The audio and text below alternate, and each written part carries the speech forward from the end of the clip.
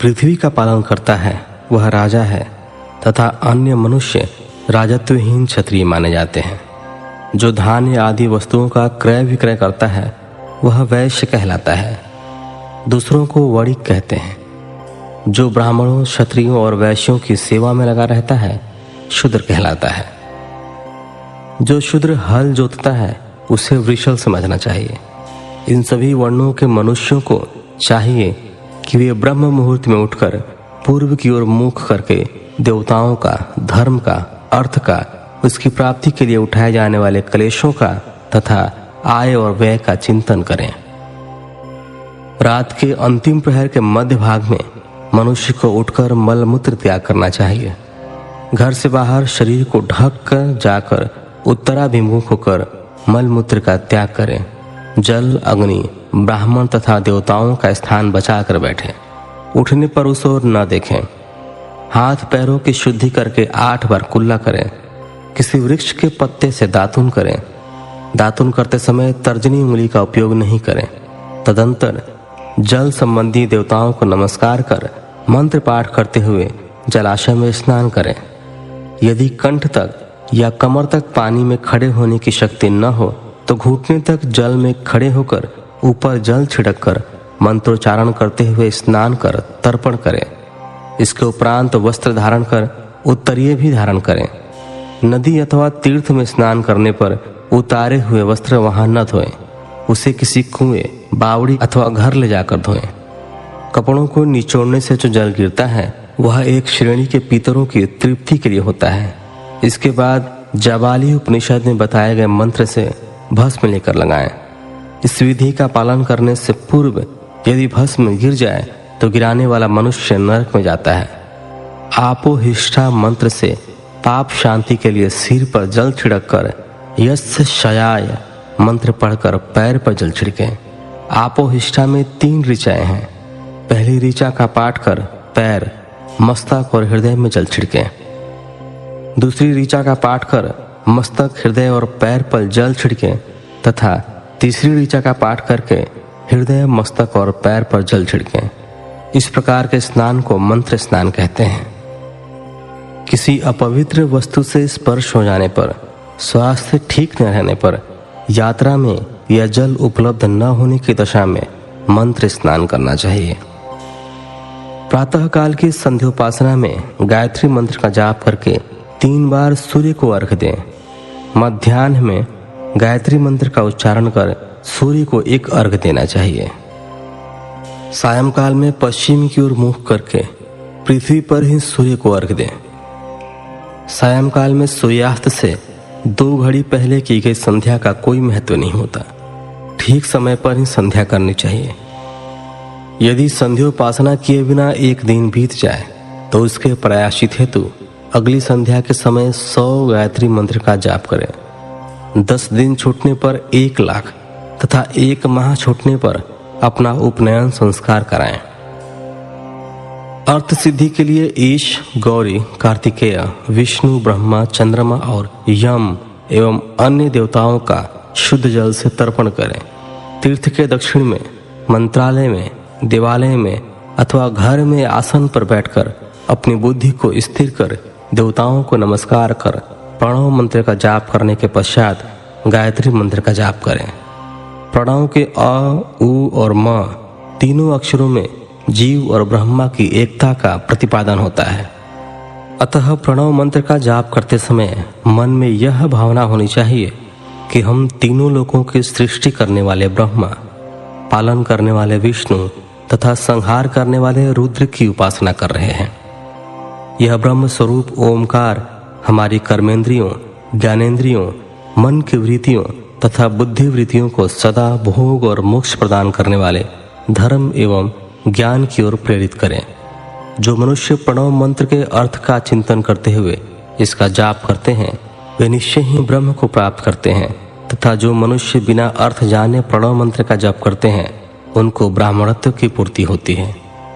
इस हेतु श्रेष्ठ ब्राह्मण को प्रतिदिन प्रातःकाल 1 सहस्त्र गायत्री मंत्र का जाप करना चाहिए।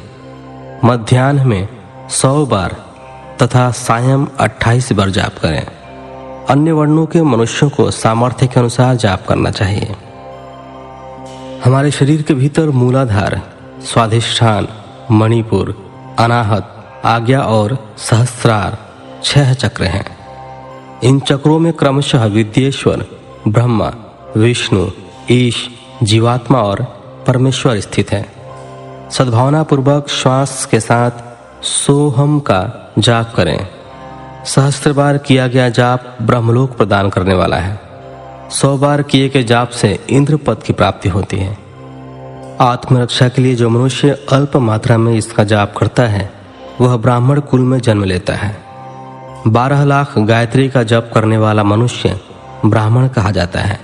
जिस ब्राह्मण ने 1 लाख गायत्री का भी जप न किया हो उसे वैदिक कार्यों में न लगाएं।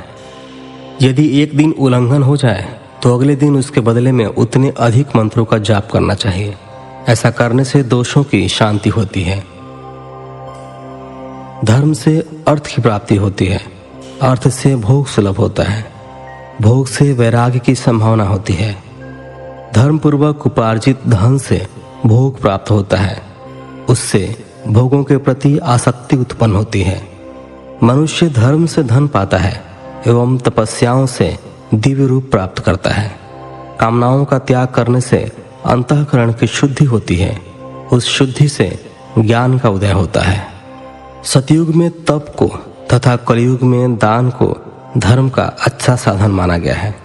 सतयुग में ध्यान से, त्रेता में तपस्या से और द्वापर में यज्ञ करने से ज्ञान की सिद्धि होती है। परंतु कलयुग में प्रतिमा की पूजा से ज्ञान लाभ होता है। अधर्म हिंसात्मक और दुख देने वाला है। धर्म से सुख व अभ्युदय की प्राप्ति होती है। दुराचार से दुख तथा सदाचार से सुख मिलता है। अतः भोग और मोक्ष की सिद्धि के लिए धर्म का उपार्जन करना चाहिए। किसी ब्राह्मण को 100 वर्ष के जीवन निर्वाह की सामग्री देने पर ही ब्रह्मलोक की प्राप्ति होती है। एक सहस्त्र चांद्रायण व्रत का अनुष्ठान ब्रह्मलोकदायक माना जाता है। दान देने वाला पुरुष जिस देवता को सामने रखकर दान करता है, अर्थात जिस देवता को वह दान द्वारा प्रसन्न करना चाहता है, उसी देवता का लोक उसे प्राप्त होता है। धनहीन पुरुष तपस्या कर अक्षय सुख को प्राप्त कर सकते हैं। ब्राह्मण को दान ग्रहण कर तथा यज्ञ करके धन का अर्जन करना चाहिए। क्षत्रिय बाहुबल से तथा वैश्य कृषि एवं गो रक्षा से धन का उपार्जन करें। इस प्रकार न्याय से उपार्जित धन को दान करने से दाता को ज्ञान की सिद्धि प्राप्त होती है एवं ज्ञान से ही मोक्ष की प्राप्ति सुलभ होती है। गृहस्थ मनुष्य को धन, धान्य आदि सभी वस्तुओं का दान करना चाहिए। जिसके अन्न को खाकर मनुष्य कथा श्रवण तथा सद्कर्म का पालन करता है तो उसका आधा फल दाता को मिलता है। दान लेने वाले मनुष्य को दान में प्राप्त वस्तु का दान तथा तपस्या द्वारा पाप की शुद्धि करनी चाहिए। उसे अपने धन के 3 भाग करने चाहिए। एक धर्म के लिए, दूसरा वृद्धि के लिए एवं तीसरा उपभोग के लिए। धर्म के लिए रखे धन से नित्य नैमित्तिक और इच्छित कार्य करें। वृद्धि के लिए रखे धन से ऐसा व्यापार करें जिससे धन की प्राप्ति हो तथा उपभोग के धन से पवित्र भोग भोगें।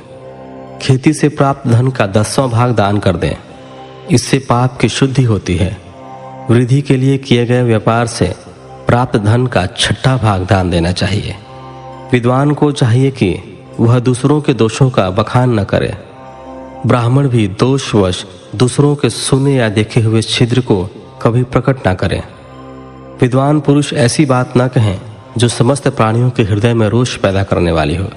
दोनों संध्याओं के समय अग्नि को विधि पूर्वक दी हुई आहुति से संतुष्ट करें। चावल, धान्य, घी, फल, कन्न तथा हविष्य के द्वारा स्थाली पाक बनाएं तथा यथोचित रीति से सूर्य और अग्नि को अर्पित करें। यदि दोनों समय अग्निहोत्र करने में असमर्थ हो तो संध्या के समय जाप और सूर्य की वंदना कर लें। आत्मज्ञान की इच्छा रखने वाले तथा धनी पुरुषों को इसी प्रकार उपासना करनी चाहिए।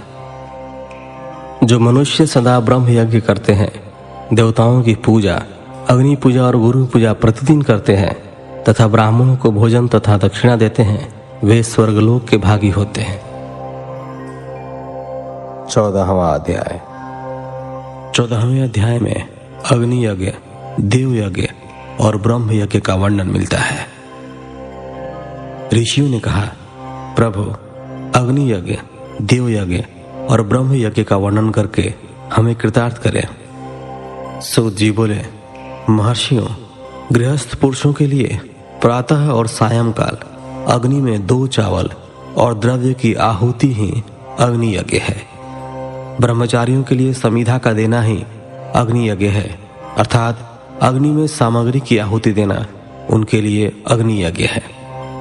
द्विजों का जब तक विवाह न हो जाए उनके लिए अग्नि में समिधा की आहुति, व्रत तथा जाप करना ही अग्नि यज्ञ है। द्विजों, जिसने अग्नि को विसर्जित कर उसे अपनी आत्मा में स्थापित कर लिया है, ऐसे वानप्रस्थियों और सन्यासियों के लिए यही अग्नि यज्ञ है कि वे समय पर हित कर और पवित्र अन्न का भोजन कर लें। ब्राह्मणों, सायंकाल अग्नि के लिए दी आहुति से संपत्ति की प्राप्ति होती है तथा प्रातःकाल सूर्य देव को दी आहुति से आयु की वृद्धि होती है। दिन में अग्निदेव सूर्य में ही प्रविष्ट हो जाते हैं, अतः प्रातःकाल सूर्य को दी आहुति अग्नि यज्ञ के समान ही होती है। इंद्र आदि समस्त देवताओं को प्राप्त करने के उद्देश्य से जो आहुति अग्नि में दी जाती है वह देव यज्ञ कहलाती है। लौकिक अग्नि में प्रतिष्ठित जो संस्कार निमित्तिक हवन कर्म है वह देव यज्ञ है। देवताओं को प्रसन्न करने के लिए नियम से विधि पूर्वक किया गया यज्ञ ही देव यज्ञ है।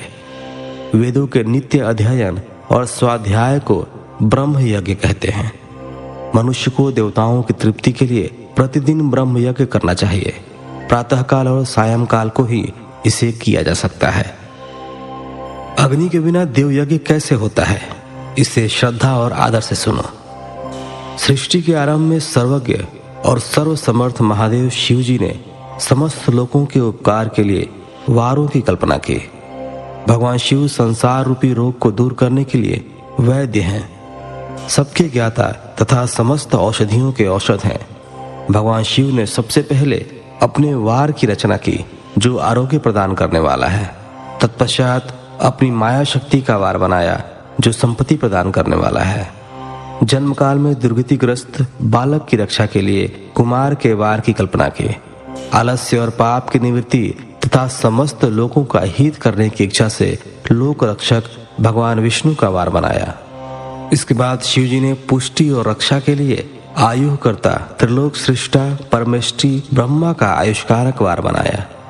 तीनों लोगों की वृद्धि के लिए पहले पुण्य पाप की रचना होने पर लोगों को शुभाशुभ फल देने वाले इंद्र और यम के वारों का निर्माण किया। ये वार भोग देने वाले तथा मृत्यु भय को दूर करने वाले हैं। इसके उपरांत भगवान शिव ने 7 ग्रहों को इन वारों का स्वामी निश्चित किया। ये सभी ग्रह नक्षत्र ज्योतिर्मय मंडल में प्रतिष्ठित है। शिव के वार के स्वामी सूर्य हैं, शक्ति संबंधी वार के स्वामी सोम, कुमार संबंधी वार के अधिपति मंगल, विष्णु वार के स्वामी बुध, ब्रह्मा जी के वार के स्वामी बृहस्पति, इंद्र वार के स्वामी शुक्र व यम वार के स्वामी शनि हैं। अपने अपने वार में की गई देवताओं की पूजा उनके फलों को देने वाली है। सूर्य आरोग्य और चंद्रमा संपत्ति के दाता है। बुध व्याधियों के निवारक तथा बुद्धि प्रदाता है। बृहस्पति आयु की वृद्धि करते हैं। शुक्र भोग देते हैं और शनि मृत्यु का निवारण करते हैं। इन 7 वारों के फल उनके देवताओं के पूजन से प्राप्त होते हैं। अन्य देवताओं की पूजा का फल भी भगवान शिव ही देते हैं। देवताओं की प्रसन्नता के लिए पूजा की 5 पद्धतियां हैं। पहले उन देवताओं के मंत्रों का जाप, दूसरा होम, तीसरा दान, चौथा तप तथा 5वां वेदी पर प्रतिमा में अग्नि अथवा ब्राह्मण के शरीर में विशिष्ट देव की भावना करके 16 उपचारों से पूजा तथा आराधना करना। दोनों नेत्रों तथा मस्तक के रोग में और कुष्ठ रोग की शांति के लिए भगवान सूर्य की पूजा करके ब्राह्मणों को भोजन कराएं।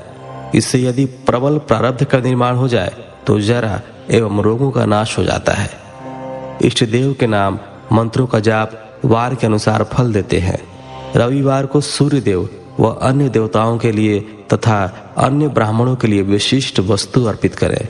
यह साधन विशिष्ट फल देने वाला होता है तथा इसके द्वारा पापों की शांति होती है। सोमवार को संपत्ति व लक्ष्मी की प्राप्ति के लिए लक्ष्मी की पूजा करें तथा पत्नी के साथ ब्राह्मणों को घी में पका अन्न भोजन कराएं। मंगलवार को रोगों की शांति के लिए काली की पूजा करें। उड़द, मूंग एवं अरहर की दाल से युक्त अन्न का भोजन ब्राह्मणों को कराएं। बुधवार को दधि युक्त अन्न से भगवान विष्णु का पूजन करें। ऐसा करने से पुत्र मित्र की प्राप्ति होती है। जो दीर्घायु होने की इच्छा रखते हैं वे बृहस्पतिवार को देवताओं का वस्त्र, यज्ञोपवीत तथा घी मिश्रित खीर से पूजन करें। भोगों की प्राप्ति के लिए शुक्रवार को एकाग्रचित होकर देवताओं का पूजन करें और ब्राह्मणों की तृप्ति के लिए षड्रस युक्त अन्न दें। स्त्रियों की प्रसन्नता के लिए सुंदर वस्त्र का विधान करें। शनिवार अपमृत्यु का निवारण करने वाला है। इस दिन रुद्र की पूजा करें। तिल के होम व दान से देवताओं को संतुष्ट करके ब्राह्मणों को तिल मिश्रित भोजन कराएं। इस तरह से देवताओं की पूजा करने से आरोग्य एवं उत्तम फल की प्राप्ति होगी। देवताओं के नित्य विशेष पूजन, स्नान, दान, जाप, होम तथा ब्राह्मण तर्पण एवं रवि आदि वारों में विशेष तिथि और नक्षत्रों का योग प्राप्त होने पर विभिन्न देवताओं के पूजन में जगदीश्वर भगवान शिव ही उन देवताओं के रूप में पूजित होकर सब लोगों को आरोग्य फल प्रदान करते हैं। देश, काल, पात्र, द्रव्य, श्रद्धा एवं लोक के अनुसार उनका ध्यान रखते हुए महादेव जी आराधना करने वाले को आरोग्य आदि फल देते हैं। मंगल कार्यों के आरंभ में और अशुभ कार्यों के अंत में तथा जन्म नक्षत्रों के आने पर गृहस्थ पुरुष अपने घर में आरोग्य की समृद्धि के लिए सूर्य ग्रह का पूजन करें। इससे सिद्ध होता है कि देवताओं का पूजन संपूर्ण अभीष्ट वस्तुओं को देने वाला है। पूजन वैदिक मंत्र के अनुसार ही होना चाहिए। शुभ फल की इच्छा रखने वाले मनुष्यों को 7 दिन अपनी शक्ति के अनुसार देव पूजन करना चाहिए। निर्धन मनुष्य तपस्या व व्रत आदि से तथा धनी धन के द्वारा देवी देवताओं की आराधना करें। जो मनुष्य श्रद्धा पूर्वक इस तरह के धर्म का अनुष्ठान करता है वह पुण्य लोक में अनेक प्रकार के फल भोग कर पुनः इस पृथ्वी पर जन्म ग्रहण करता है। धनवान पुरुष सदा भोग सिद्धि के लिए मार्ग में वृक्ष लगाकर लोगों के लिए छाया की व्यवस्था करते हैं और उनके लिए कुएं, बावली बनवाकर पानी की व्यवस्था करते हैं।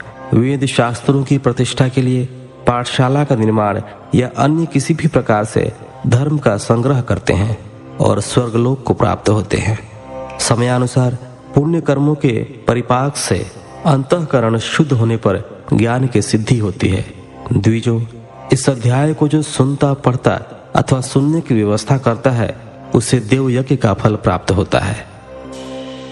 15वां अध्याय देश, काल, पात्र और दान का विचार। ऋषियों ने कहा, समस्त पदार्थों के ज्ञाताओं में श्रेष्ठ सूत जी हमसे देश, काल और दान का वर्णन करें। देश का वर्णन। सूत जी बोले, अपने घर में किया देव यज्ञ शुद्ध गृह के फल को देने वाला है। गौशाला का स्थान घर में किए गए देव यज्ञ से 10 गुना, जबकि जलाशय का तट गौशाला से 10 गुना है। एवं जहाँ तुलसी, बेल और पीपल वृक्ष का मूल हो वह स्थान जलाशय तट से भी 10 गुना महत्व देने वाला है। देवालय उससे भी अधिक महत्व रखता है। देवालय से 10 गुना महत्व रखता है तीर्थ भूमि का तट। उससे भी श्रेष्ठ है नदी का किनारा तथा उसका 10 गुना उत्कृष्ट है तीर्थ नदी का तट। इससे भी अधिक महत्व रखने वाला है सप्त गंगा का तट, जिसमें गंगा, गोदावरी, कावेरी, ताम्रपर्णी, सिंधु, सरयू और रेवा नदी आती हैं। इससे भी 10 गुना अधिक फल समुद्र का तट और उससे भी 10 गुना अधिक फल पर्वत चोटी पर पूजा करने से होता है। और सबसे अधिक महत्व का स्थान वह होता है जहां मन रम जाए। काल का वर्णन। सतयुग में यज्ञ, दान आदि से संपूर्ण फलों की प्राप्ति होती है। त्रेता में 1/3, द्वापर में आधा, कलयुग में इससे भी कम फल प्राप्त होता है। परंतु शुद्ध हृदय से किया गया पूजन फल देने वाला होता है। इससे 10 गुना फल सूर्य संक्रांति के दिन, उससे 10 गुना अधिक फल तुला और मेष की संक्रांति में तथा चंद्र ग्रहण में उससे भी 10 गुना फल मिलता है। सूर्य ग्रहण में उससे भी 10 गुना अधिक फल प्राप्त होता है। महापुरुषों के साथ में वह काल करोड़ों सूर्य ग्रहण के समान पावन है, ऐसा ज्ञानी पुरुष मानते हैं। पात्र वर्णन। तपोनिष्ठ योगी और ज्ञान निष्ठ योगी पूजा के पात्र होते हैं, क्योंकि ये पापों के नाश के कारण होते